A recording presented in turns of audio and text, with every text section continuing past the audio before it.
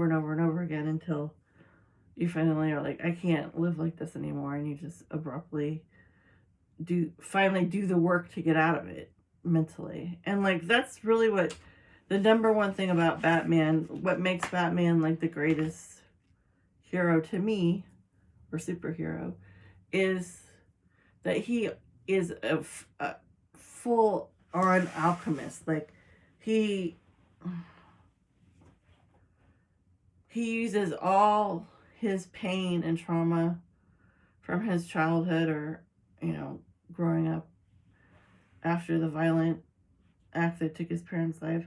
He uses all of it. He transforms it into and weaponizes it against the very element that took his parents out. So it's like,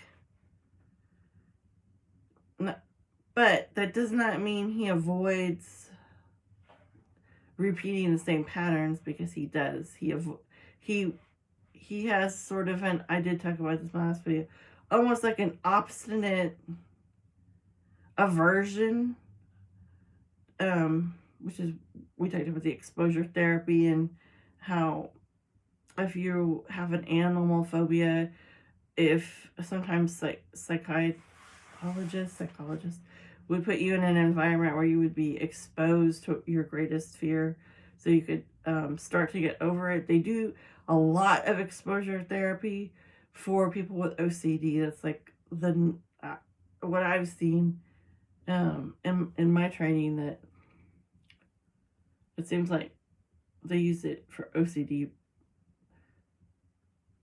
pretty much because it's effective in bursts. But like borderline personality disorder, that you can only use psychological kind of counseling. It's where you engage the person in it's called dialectic therapy or practice, and it's almost like the borderline personality cannot, their issue is self-regulating. They can't self-regulate. They can't calm themselves down. They can't de-escalate their own behavior, mental state.